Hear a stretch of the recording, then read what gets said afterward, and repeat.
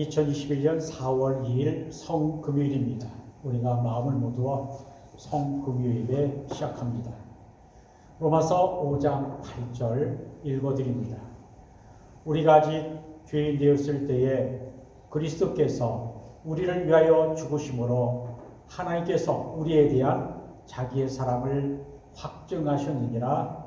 아멘. 이번 주는 사순절 중에서 마지막 주간인 고난주간이고, 특별히 오늘은 고난주간 중에서도 우리 주 예수 그리스도께서 십자가에 달려 돌아가신 날입니다. 교회는 이 날을 기념하여 성금요 예배로 드립니다. 금년 성금요 예배는 코로나19 팬데믹이 아직 끝나지 않았기 때문에 인터넷으로 드립니다. 내년에는 교회 예배당에서 모여서 예배드릴 수 있기를 기대해 봅니다. 눈에 보이지 않는 코로나 바이러스 때문에 상상하지 못했던 일들이 일어나고 있습니다. 우리가 만나는 사람들에게서 코로나 바이러스에 감염되지 않을까 걱정하고 의심하면서 가급적 멀리합니다. 물리적 거리는 멀리하더라도 마음만은 가까이 하는 것이 코로나 바이러스 팬데믹 시대를 살아가는 믿는 자의 기본 자세요 지혜임에도 불구하고 물리적, 사회적 거리두기를 하다 보니 마음도 멀어지는 안타까운 상황을 맞이하고 있습니다. 이러한 때일수록 우리의 믿음과 실천이 약해지지 않도록 유의해야 합니다. 예수님을 믿고 따른다는 이유 하나만으로 극심한 핍박을 받았던 초대교회를 생각해 보면 우리가 마지막까지 지켜야 할 것은 우리의 믿음입니다. 우리를 구원하시기 위해 십자가에서 자기의 생명을 아낌없이 내어주신 우리 주 예수 그리스도를 향한 믿음 외에는 아무것도 없습니다. 하나님 없이는 철저히 무력하고 무능함을 잊고 살았던 죄, 주님의 음성을 외면한 채 분주한 세상의 소리, 세상 일에 사로잡혀 있었던 죄를 회개하며 고요히 하나님 앞에 엎드려 주님의 음성에 다시금 귀 기울여야 할 때입니다. 이제 분주한 우리의 마음과 생각을 내려놓고 침묵 가운데 회개의 자리로 나아갑시다. 약 20-30초 동안 눈을 감고 침묵으로 우리의 죄를 고백하며 회개의 기도를 하십시다. 기도합니다.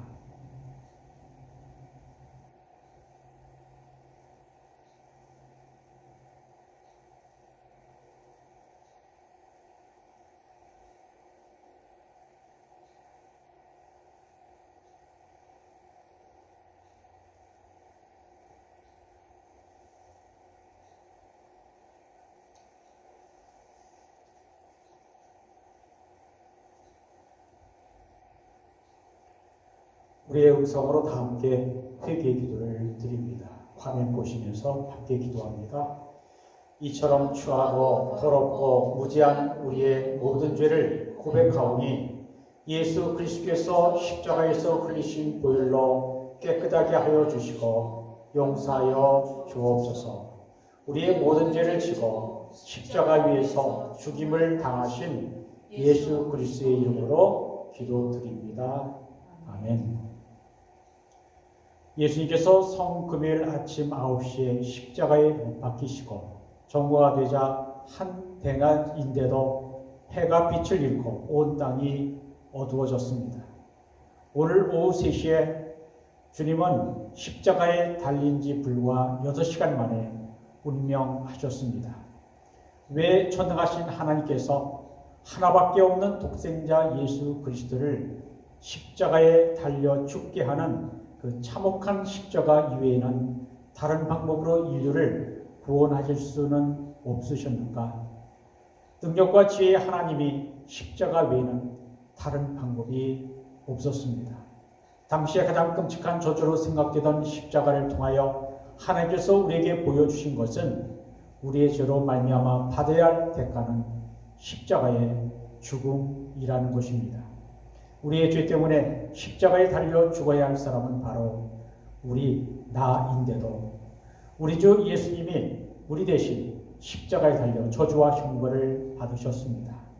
가장 끔찍한 저주를 주님이 우리 대신 받으신 것을 생각하면 아무리 마음이 강팍한 자라도 십자가라는 하나님의 자기 희생을 감사하지 않을 수 없습니다. 이 시간 새 찬송가 144장 예수 나를 위하여 함께 찬송합니다.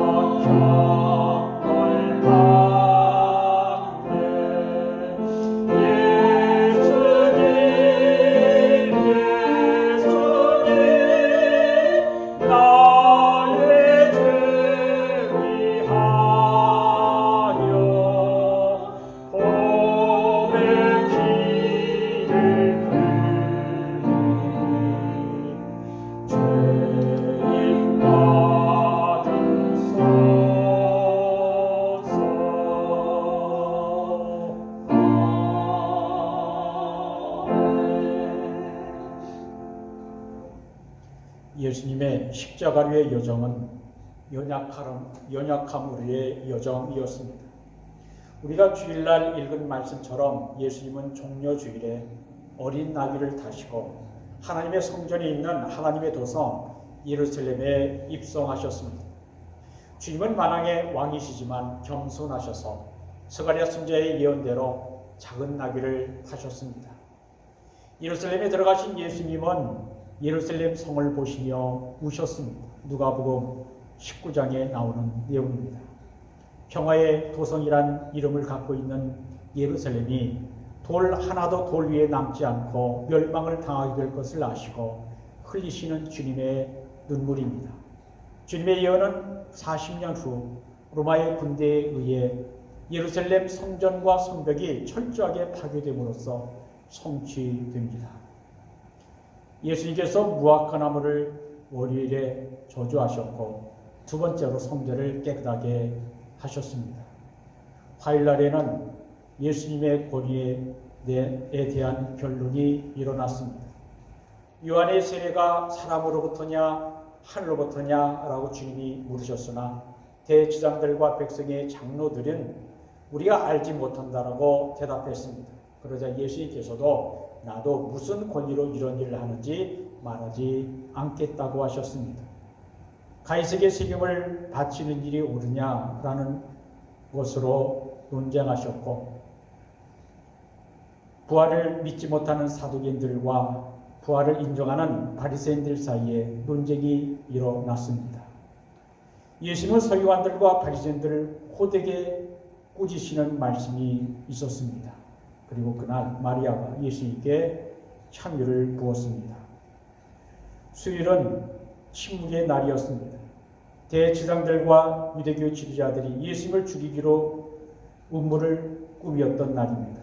예수님은 이날 아무것도 하지 아니하시고 쉬시면서 침묵하셨습니다. 그리고 목요일입니다. 예수님의 제자들은 어디에서 유월절을 잡수시기를 원하시는지 예수님께 여쭈었고, 주님은 성 안에 아무에게 가서 내 때가 가까이 왔으니 내 제자들과 함께 유월절을 네 집에서 지키겠다는 말을 하셨고, 제자들은 주님이 시키신 대로 유월절을 준비했습니다. 요한복음 13장 1절 보면 유월절 전에 예수께서 자기가 세상을 떠나 아버지께로 돌아가실 때가 이른 줄 아시고 세상에 있는 자기 사람들을 사랑하시되 끝까지 사랑하셨다라고 말씀합니다. 주님은 유월절 식사 자리에서 일어나 제자들의 발을 씻어 주셨습니다. 이때 시몬 베드로는 주여 주께서 내 발을 씻으시나이까? 내 발을 절대로 씻지 못하시리이다 라면서 거절했습니다. 그때 주님이 말씀하셨습니다. 내가 하는 것을 네가 지금은 알지 못하나 이후에는 알리라. 내가 너를 씻어주지 아니하면 네가 나와 상관이 없느니라 하셨습니다. 그때 베드로는 주여 내 발뿐만 아니라 손과 머리도 씻어 주옵소서. 주님이 말씀하십니다. 이미 모욕한 자는 발밖에 씻을 필요가 없느니라. 온몸이 깨끗하니라 하셨습니다. 예수님이 제자들의 발을 다 씻으신 후에 제자들에게 물어보셨습니다. 내가 너희에게 행하는 것을 너희가 아느냐? 내가 주와 선생이 되어 너희 발을 씻었으니 너희도 서로 발을 씻어주는 것이 옳으니라. 내가 너희에게 행한 것 같이 너희도 행하게 하려 하여 본을 보였노라. 주님이 제자들의 발을 씻으신 후에 유월절 마지막 만찬 자리에서 성만찬을 제정하십니다. 주님이 제자들에게 떡을 나누어 주시면서 이것은 너희를 위하여 주는 내 몸이니 이것을 행하여 나를 기념하라 하시고, 또 포도주 잔을 주시면서 이 잔은 내 피로 세운 새 언약이니 이것을 행하여 마실 때마다 나를 기념하라 하셨습니다. 유월절 식사를 마치고 주님은 제자들과 함께 감난산으로 가셨습니다. 감난산 겟세마네 동산에서 주님은 십자가의 고난을 앞에 두고 이렇게 기도하셨습니다. 아버지여, 할만하시거든 이 잔을 내게서 옮기시옵소서. 그러나 내 원대로 마시옵고 아버지의 원대로 하옵소서 하셨습니다. 만왕의 왕 주께서 이제 죽으셔야 합니다. 그것도 참혹한 십자가 위에서 죽으셔야 합니다. 인류 구원을 위한 아버지의 뜻에 순종하여 십자가 고난의 길을 가셔야 합니다. 그런데 예수님께서 기도하시는 동안 제자들은 졸음을 이기지 못하고 졸고 있었습니다. 깨어있지 않으면 시험에 듭니다. 주님은 동산에서 기도를 마치신 후 대제사장들과 백성의 지도자들이 보낸 군병들에 의해 붙잡히셨습니다. 가룟 유다는 단돈 은 30에 주님을 팔았습니다. 제자들은 주님이 잡히신 것을 보자 모두 도망쳤습니다. 군병들에게 체포되신 주님이 대제사장 안나스 앞으로 끌려가셨습니다. 이어서 주님은 대제사장 안나스의 사위인 대제사장 가야바 앞으로 끌려가셨고 공의 앞에서 재판을 받으셨습니다. 베드로가 대제사장 가야바의 뜰의 한쪽 구석에서 불을 쬐면서 주님이 과연 어떻게 되시는가 상황을 엿보고 있을 때에 베드로가 계집종 앞에서 주님을 모른다라고 부인합니다. 베드로는 나는 주님과 함께 죽으면 죽었지 절대로 배반하지 않을 것입니다 라고 큰 소리를 쳤던 사람입니다. 그러나 닭이 울기 전에 네가 3번 나를 부인하리라 하시는 주님의 말씀대로 베드로가 주님을 모른다라고 부인합니다. 베드로가 주님의 예언이 생각이 나서 가야바의 집들 밖으로 나가서 심하게 통곡했습니다. 예수님이 로마 총독 빌라도 앞으로 끌려가셨습니다. 빌라도는 예수님이 갈릴리 출신인 것을 알고 마침 예루살렘에 와 있던 헤로데게로 넘겼습니다. 그러나 예수님은 다시 빌라도 앞으로 넘겨지었고 빌라도 앞에서 재판을 받으셨습니다. 빌라도가 예수님께 네가 유대인의 왕이냐라는 물음에는 네가 말하고 있지 않느냐라고 대답하시고 다른 질문에는 아무 대답도 하지 않으셨습니다. 주님은 구참 빌명이나 변호 대신 침묵하셨습니다. 주님은 밤새도록 불법 재판을 받으셨습니다. 본래 중범죄에 해당하는 죄는 신중한 재판을 받기 위하여 한밤중에는 재판을 받지 않아야 합니다. 그러나 제지도자들과 백성의 지도자들은 예수님을 죽이기에 혈안이 되어 있었습니다. 그들은 스스로 율법을 어기면서까지 불법적인 재판을 행했습니다. 그리고 마침내 로마 총독 본디오 빌라도의 십자가 사형 판결을 받아냈습니다. 사실 빌라도는 예수님에게서 사형에 처할 죄를 찾지 못했습니다. 그래서 놓아주겠다라고 했습니다. 그러나 대제사장들과 백성의 지도자들에게 사주를 받은 무리들은 이 사람을, 즉 예수를 십자가에 못 박게 하소서라고 외치며 대신 바라바를 놓아달라고 했습니다. 예수님은 십자가형에 넘겨졌고 반란과 살인죄로 감옥에 갇혀있던 바라바가 풀려났습니다. 그리고 마침내 오전 6시 빌라도는 예수님을 채찍질하고 십자가에 못 박도록 군병들에게 넘겨주었습니다. 군병들이 예수님의 옷을 벗기고 홍포를 입히고 가시멸관을 씌우고 희롱했습니다. 군병들은 예수님에게 침뱉고 칼대로 머리를 때렸습니다.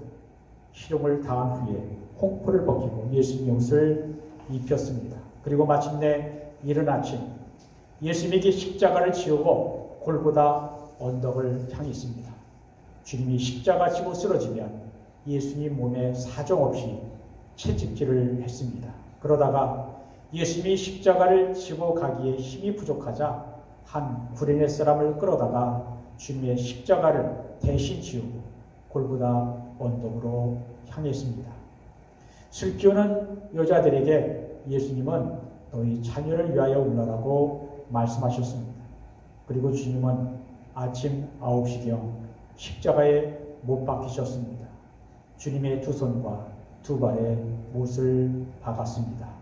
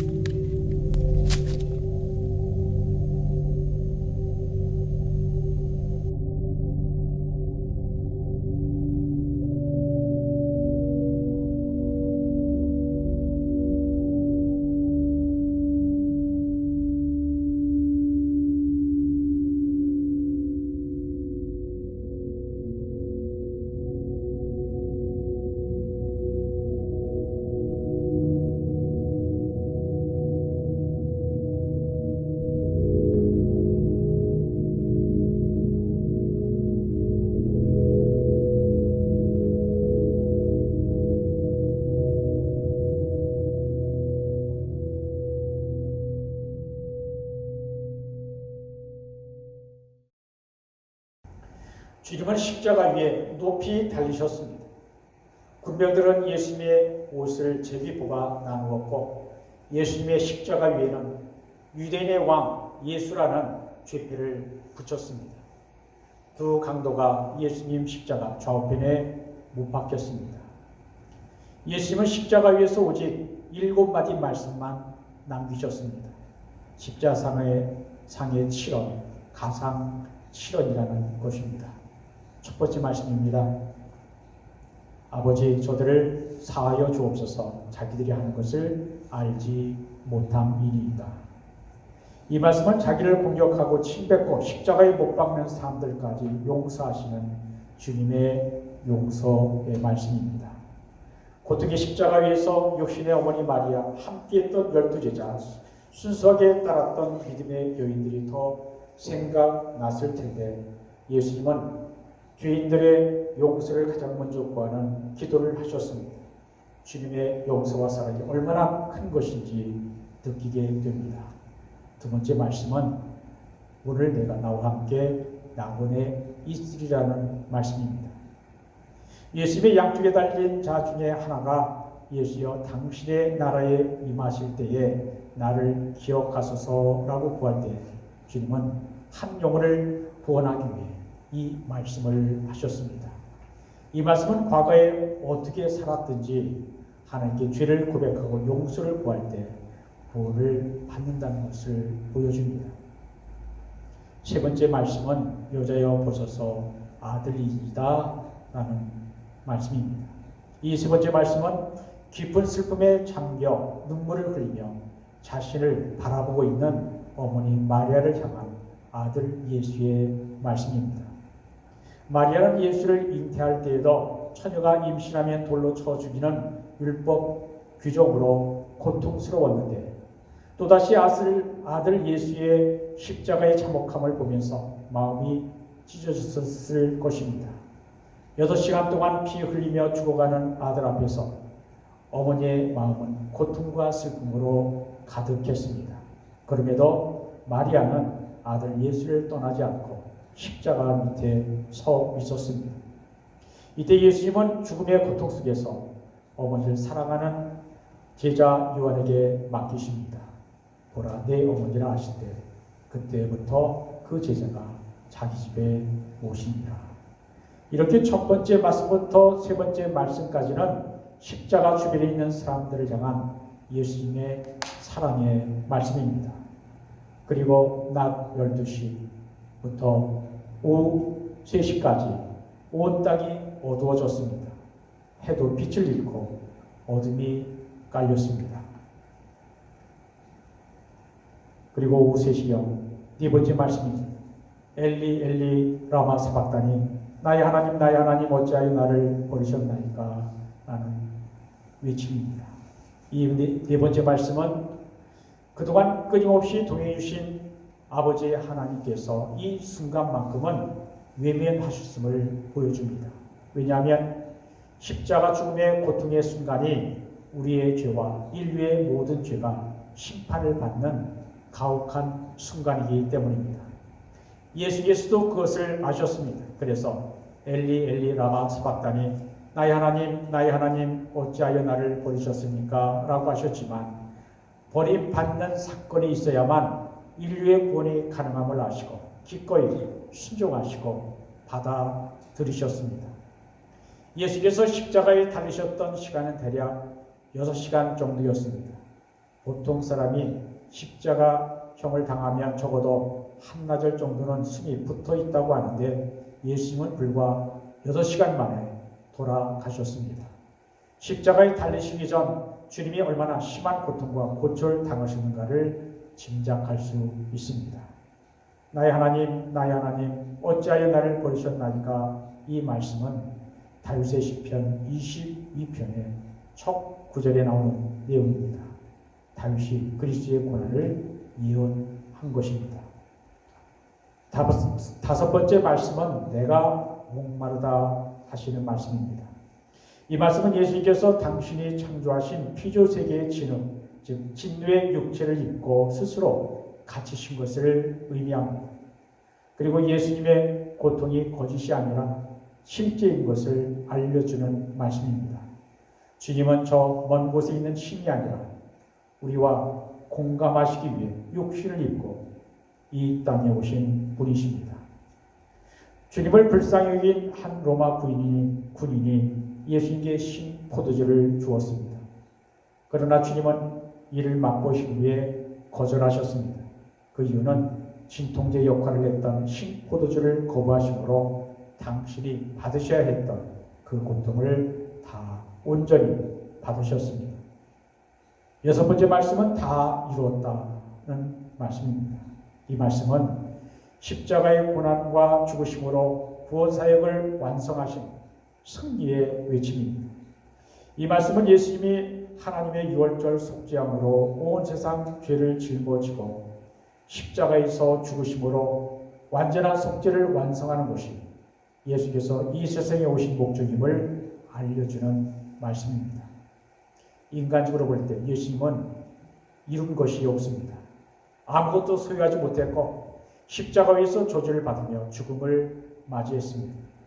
그러나 우리는 압니다. 예수님의 십자가의 죽음으로 말미암아 우리의 죄로 영원히 죽을 수밖에 없는 우리가 새 생명을 얻게 되었다는 사실을 알게 되었습니다.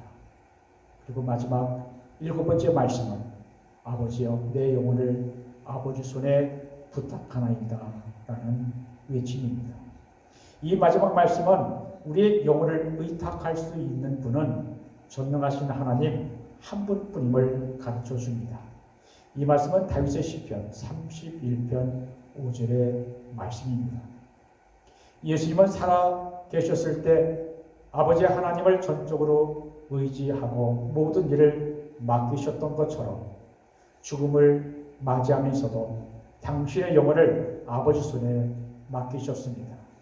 살아계실 때 항상 아버지 하나님과 동행하셨던 것처럼 죽음을 넘어서도 동행하리라는 믿음이 이 마지막 말씀에 잘 표현되어 있습니다.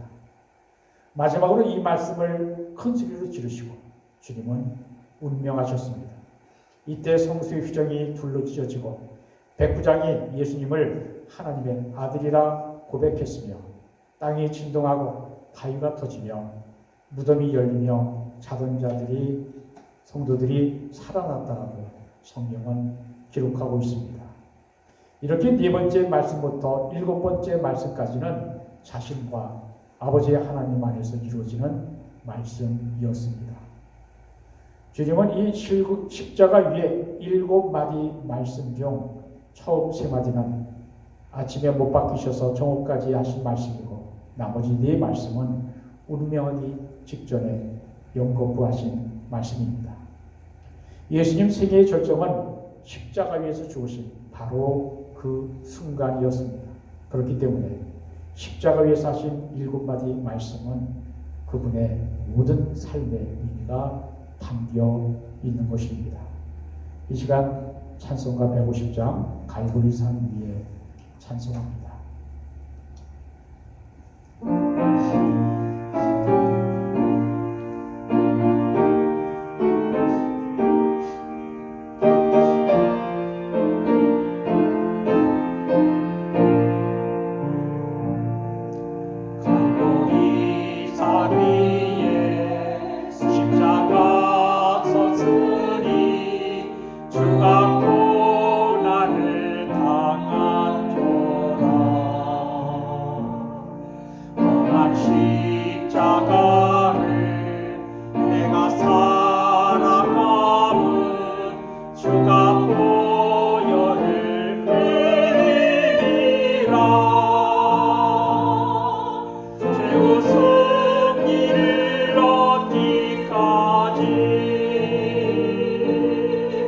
주의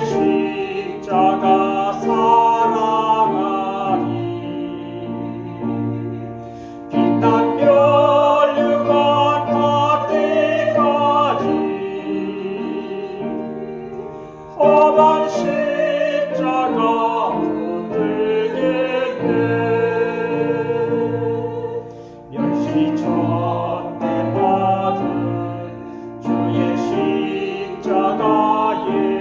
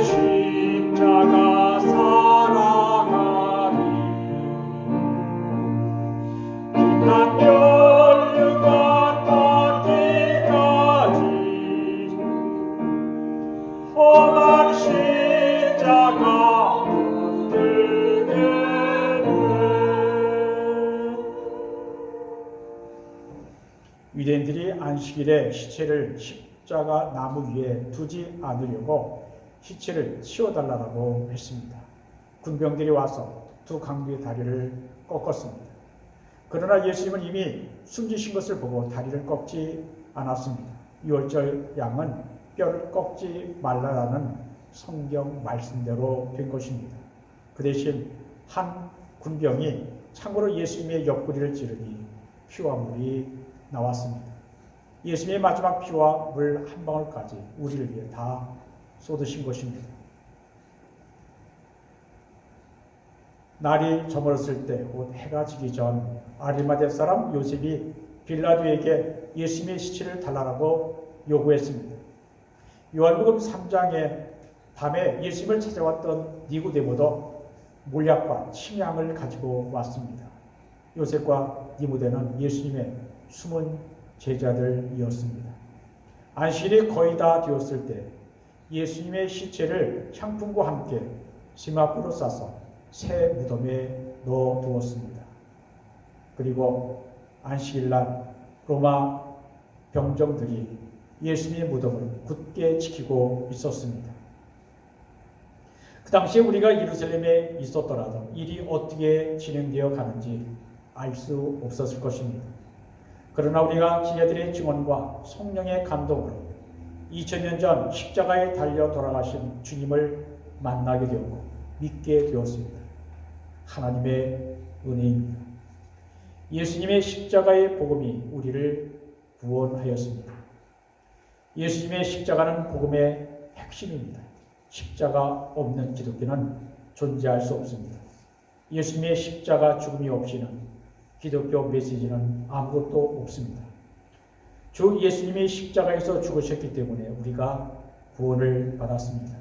이 성금일에 예수님이 나 때문에, 바로 내 죄 때문에 상상할 수 없는 그 고통과 고난을 당하신 것을 생각하면서 진정으로 통회하고 자복하며 회개하는 우리가 되어야 합니다. 성경이 무엇을 말씀합니까? 인간은 한 사람도 예외 없이 모두 죄인이라는 것입니다. 우리가 지은 죄로 인해 죽을 수밖에 없었던 우리를 구원하기 위해 하나님께서는 하나밖에 없는 아들 예수를 이 세상에 보내셨습니다. 하나님의 화목제물로 예수 그리스도는 죄가 전혀 없음에도 우리 대신 십자가의 형벌과 죽음을 당하셨습니다. 십자가에서 우리를 대속하시고 하나님과의 화목의 길을 열어 놓으셨습니다. 그러므로 아무리 세월이 흐르고 세상이 변해도 예수님의 십자가는 인류 구원을 위한 하나님의 지혜요 능력이며 복음의 핵심인 것은 변함이 없습니다. 십자가는 하나님의 구원 역사의 클라이맥스요 절정입니다. 예수 그리스도 십자가의 보혈의 공로로 우리가 구원을 받았고 하나님과 화목하게 되는 진리는 불변하지만 우리가 대속의 은혜를 누릴 수도 있고 누리지 못할 수도 있습니다. 예수 그리스도 십자가의 보혈의 공로로 누릴 수 있는 하나님과의 화목의 관계는 영원하며 불변하지만 실제로 하나님과 화목을 누리지 못하고 메마른 심령으로 살아갈 수가 있는 것입니다. 십자가 구원의 감격을 잃어버리면 구원의 복음을 잃어버릴 수 있습니다. 우리 인간은 너무나 소중한 하나님의 사랑과 은혜를 쉽게 잊어버립니다. 우리가 잘 잊어버리는 것은 우리 마음속에는 언제라도 주님을 배반할 수 있는 죄의 본성이 자리 잡고 있기 때문입니다. 우리가 매년 맞이하는 사순절과 주님의 십자가의 죽음을 새롭게 기억해야 하는 이유는 바로 여기 있습니다. 우리는 하나님의 사랑과 은혜, 구원에 대한 감격과 감사를 너무나 잘 잊어버리고 무감각해지는 것입니다. 그래서 기회가 있을 때마다 십자가의 말씀을 들어야 하고 기억해야 하고 우리 마음 안에 새겨야 합니다. 은혜는 자격이 없어도 거저주시는 하나님의 선물입니다. 십자가 은혜는 우리가 값없이 받는 선물이지만 하나님은 독생자 예수 그리스도를 십자가에 내어주는 자기 희생이란 엄청난 대가를 치르셨습니다. 십자가만큼 하나님이 어떠한 불인지 잘 보여주는 것도 없습니다. 그리스도의 십자가를 통하여 구원을 베푸시는 하나님을 보면서 우리는 하나님이 누구신지 알게 되는 것입니다. 이 시간 새 찬송가 151장 만왕의 왕 내 주께서 찬송합니다.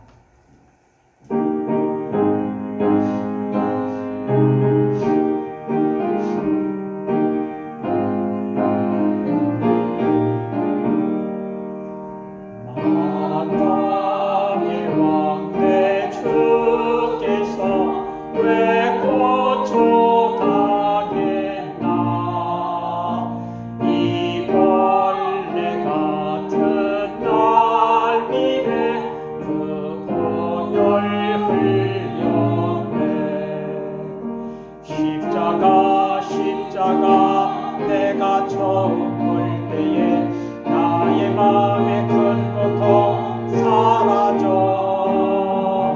오늘 믿고서 내는 밝았네 참 내 기쁨 영원하도다 주 십자가 못 박힘은 속죄야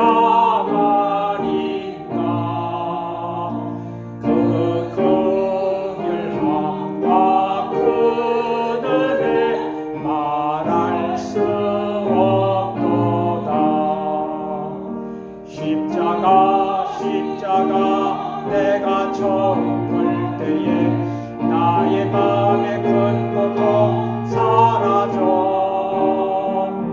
오늘 믿고서 내는 밝았네 참 내 기쁨 영원하도다